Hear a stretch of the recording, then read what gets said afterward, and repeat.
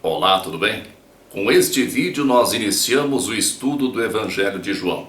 Iremos abordar todo o Evangelho numa série de vídeos, assim como fizemos em 2014 com o Evangelho de Lucas. João é considerado o mais erudito dos evangelhos, o mais místico, o mais profundo.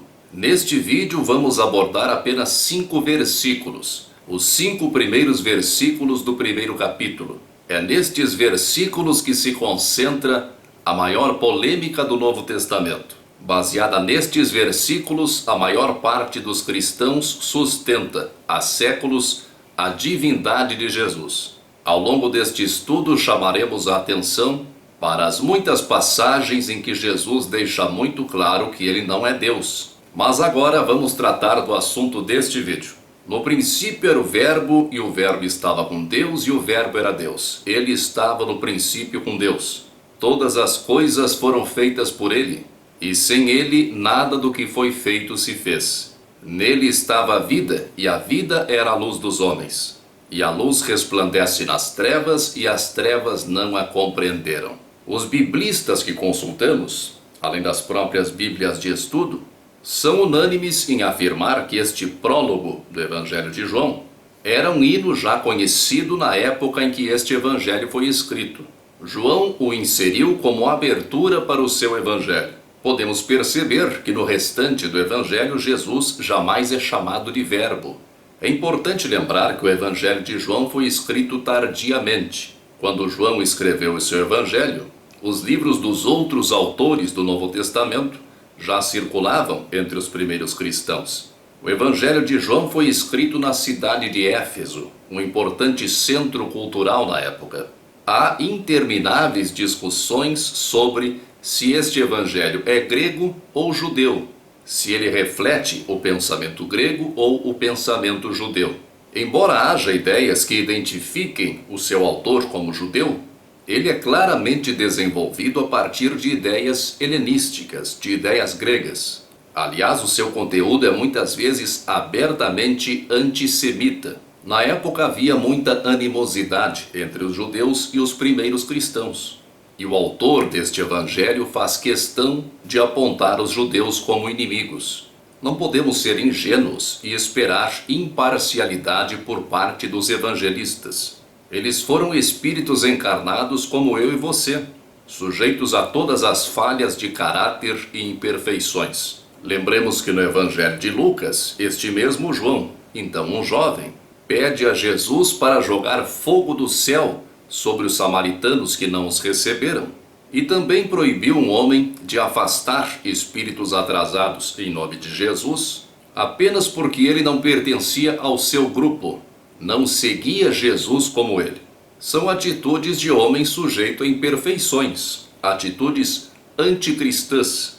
Acreditamos na inspiração que os evangelistas receberam para escrever os seus evangelhos. Mas um instrumento imperfeito não pode realizar uma obra perfeita.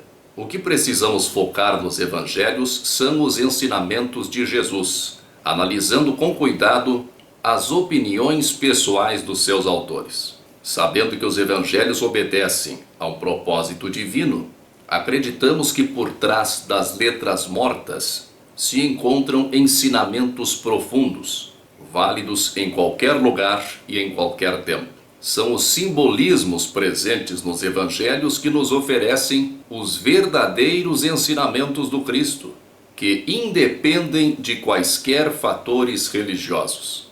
O ensino do Cristo é cósmico e eterno. Religiões, por melhores que sejam, são transitórias. Representam um ponto insignificante na eternidade. Tudo que é transitório deve ceder lugar ao que é permanente. Deixemos de lado então qualquer sectarismo religioso, preconceitos, noções teológicas empedradas e abramos a nossa mente e o nosso coração para o ensinamento profundo contido no Evangelho. No princípio era o Verbo, e o Verbo estava com Deus, e o Verbo era Deus. Este primeiro versículo é suficiente para milhões e milhões de cristãos para provar que Jesus é Deus, que o próprio Deus, Criador do universo infinito, encarnou entre os habitantes de um minúsculo grão de poeira chamado planeta Terra. Grandes pensadores, como Masaharu Taniguchi, fundador da Seicho-no-En, e Pastorino, que tem uma obra monumental, defendem que o Verbo é Deus Pai, pois verbo é ação. Verbo é ação, e o Pai se caracteriza pela ação, pois é o Pai quem cria. O Pai é a atividade, o Filho é a passividade. O Filho sofre a ação de ser criado. O argumento é válido, mas ele não leva em consideração que a palavra portuguesa verbo é apenas a tradução da palavra grega logos. O Evangelho foi escrito em grego. O grego era o idioma oficial das cerimônias religiosas até o surgimento da Vulgata, a tradução da Bíblia para o latim feita por São Jerônimo. No grego, a palavra que é traduzida como verbo é logos. E logos tem um sentido muito mais abrangente do que verbo.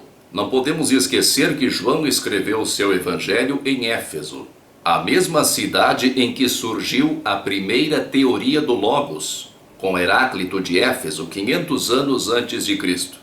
Heráclito é o autor da famosa ideia que diz que um homem não pode parar num mesmo rio duas vezes, pois a água está sempre se movendo, então o rio já não será mais o mesmo. E o próprio homem também está constantemente mudando e já não será o mesmo homem. Mas, para Heráclito, existe um princípio eterno de ordem no universo, um princípio que mantém as coisas ordenadamente. E este princípio é o Logos, que neste sentido pode ser traduzido como a razão do universo. O estoicismo grego mais tarde sustenta que o Logos é a razão suprema do mundo, a razão que rege o universo e que ao mesmo tempo está presente na razão humana.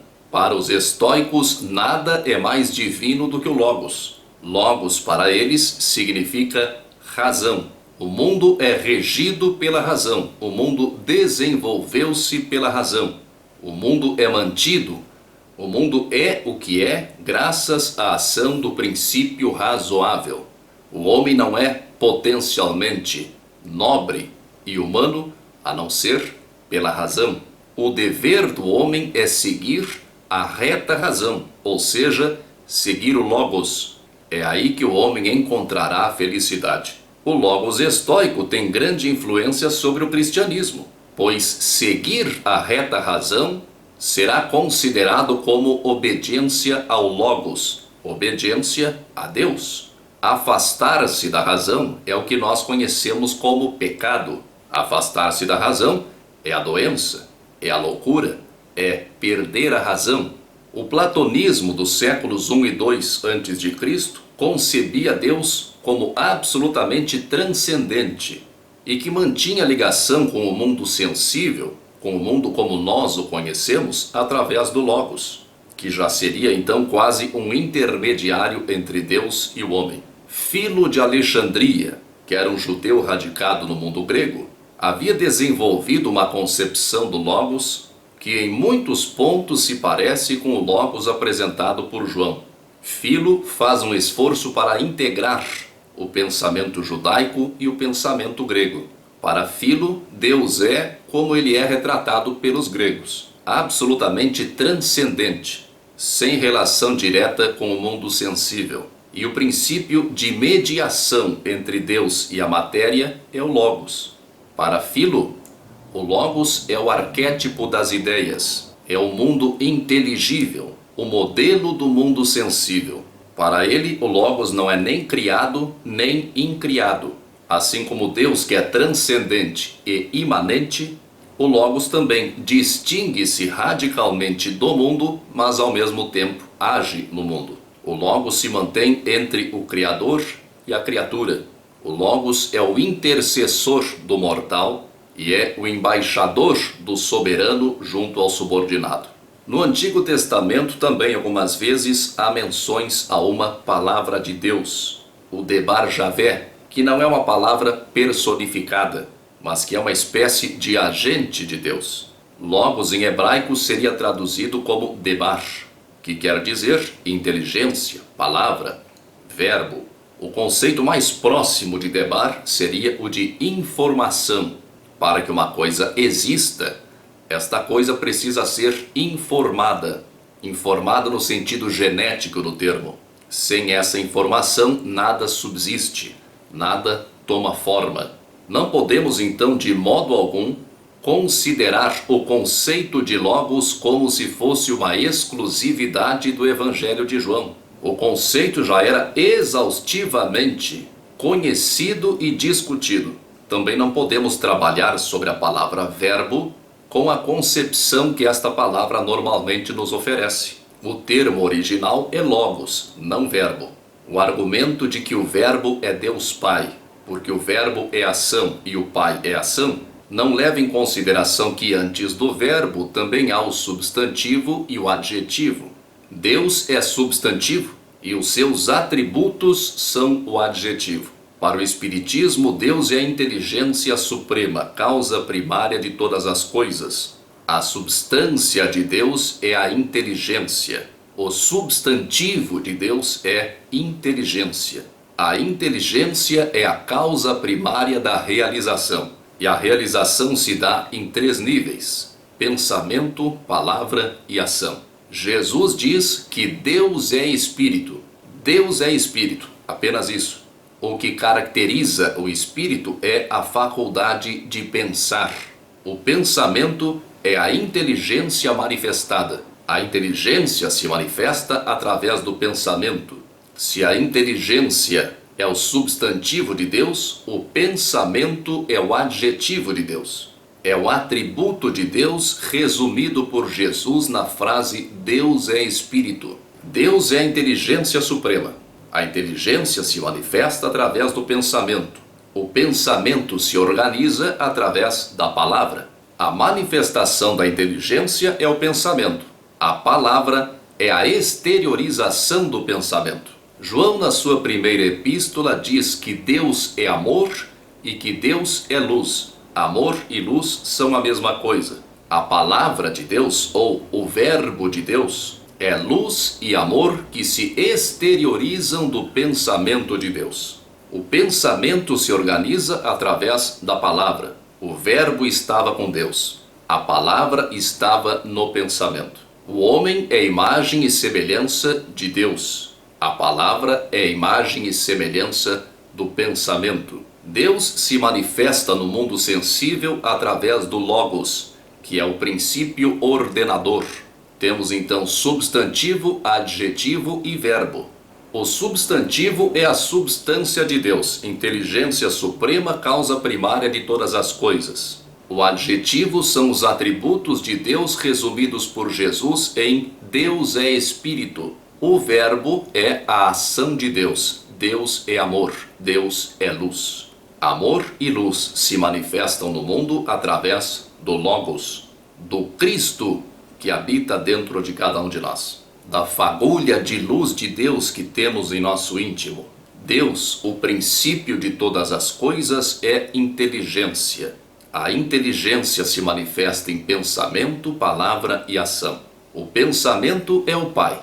A palavra é o Logos, o Verbo, o Filho, e a ação é o Espírito, o princípio espiritual agindo sobre o princípio material. No princípio era o Verbo, e o Verbo estava com Deus, e o Verbo era Deus. No princípio era o Verbo. Princípio é a tradução da palavra grega arquê. Arquê é a geração primária, o surgimento de todas as coisas. O grego, assim como o inglês, não faz distinção entre ser e estar. Nós traduzimos como no princípio era o verbo, mas podemos traduzir também como no princípio estava o verbo, ou o verbo estava no princípio. A primeira pergunta do Livro dos Espíritos é: que é Deus? E a resposta é inteligência suprema, causa primária de todas as coisas, ou causa primeira de todas as coisas, ou seja, o princípio. O princípio é Deus, e o Logos estava no princípio. O Logos estava em Deus, ou está em Deus, pois nós estamos em Deus e Deus está em nós. No princípio era o Verbo, e o Verbo estava com Deus. O Logos estava com Deus. A preposição com Deus, é a tradução da preposição grega pros. Pros indica um movimento, uma orientação, estar voltado para. O Logos está orientado para Deus. O simbolismo do pecado original é justamente a perda dessa orientação do Logos que está dentro de nós em direção ao seu fim, em direção a Deus. A palavra Deus vem do latim dies, que quer dizer o dia. Deus é a luz. Em grego, essa palavra também tem este sentido de ver com clareza. A palavra teoria deriva de theos, Deus, e quer dizer originalmente contemplação, olhar para algo. Estarmos voltados para Deus, então, é estarmos a caminho para a transparência do olhar e da luz. A luz que vemos é uma com a luz que nos faz ver. Nós vemos a luz, mas nós só vemos a luz graças à luz. O Logos está voltado para Deus. O ser e a inteligência que estão em nós têm uma orientação, estão em movimento, estão em andamento para a luz plena. Deus é luz, nós somos luz. No princípio era o Verbo, e o Verbo estava com Deus, e o Verbo era Deus. No texto grego não há artigo antes de Deus. Como não existe artigo indefinido no grego, quando não há artigo, é possível compreender-se, na tradução para o português, como se ali houvesse um artigo indefinido. Pode-se traduzir então que o Logos era Deus ou que o Logos era um Deus. Não que exista mais de um Deus, mas como uma referência ao Deus imanente, a partícula de Deus que existe dentro de cada um de nós. Jesus, neste sentido, é Deus, não o Deus absoluto, criador do universo. O infinito não pode tornar-se finito num homem, mas Jesus é um Deus, é uma das manifestações possíveis de Deus.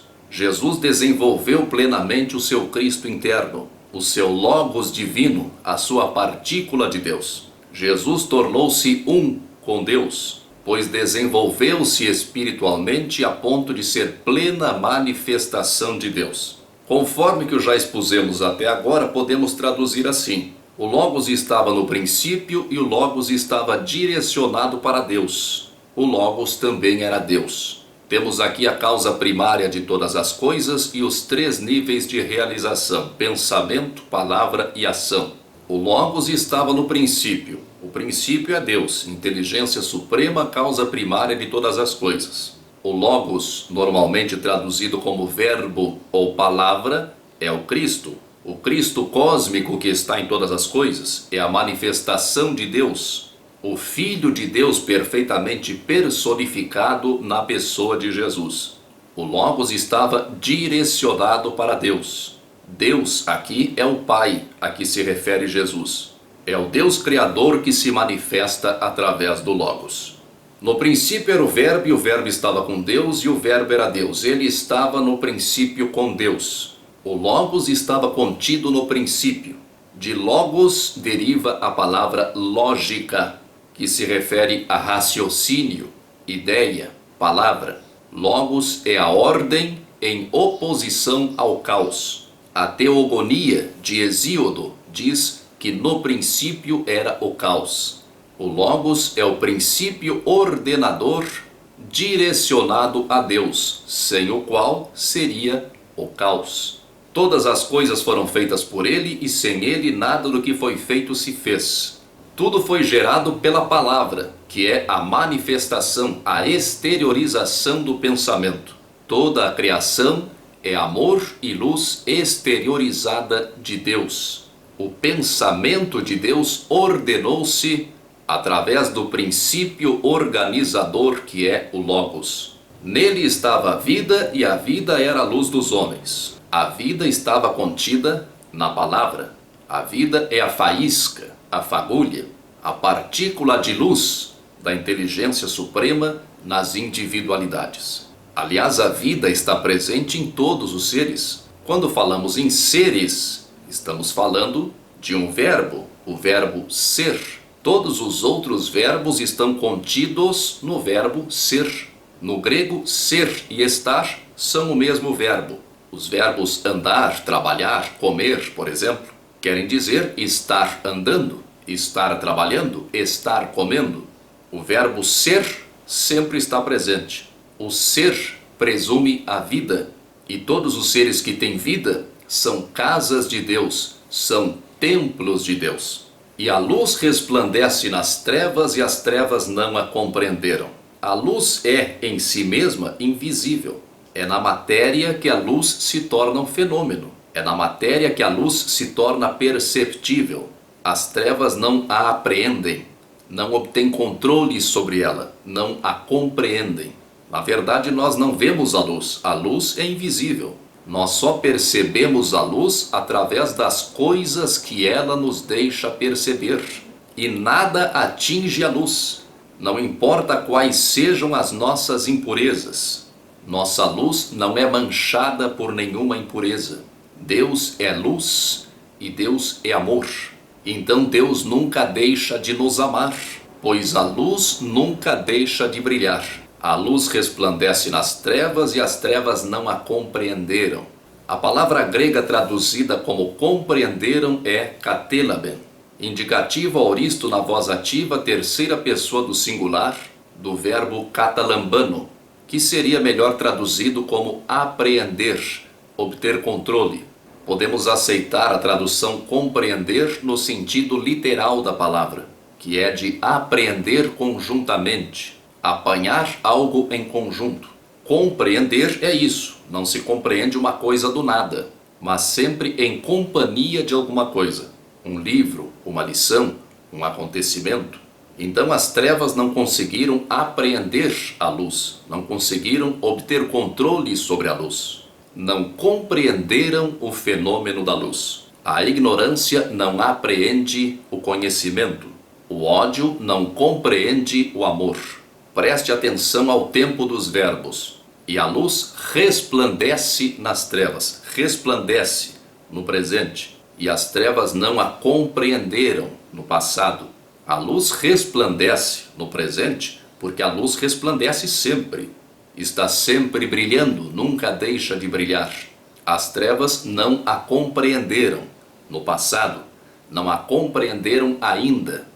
Mas haverão de compreender um dia, pois este é o destino de todos nós. As trevas deixarão de ser trevas. Nós temos o Logos, ou Cristo, dentro de nós. Temos uma fagulha da luz de Deus dentro de nós. Compete a cada um de nós desenvolvermos essa luz. Mas para isso é preciso nos conscientizarmos da nossa natureza divina. Me acompanhe neste estudo. Muita força e paz para você. Você já se inscreveu no meu canal? Aqui embaixo há o campo para você se inscrever. Se você gostou do vídeo, clique em gostei e compartilhe este vídeo nas redes sociais para que mais pessoas possam assisti-lo. Obrigado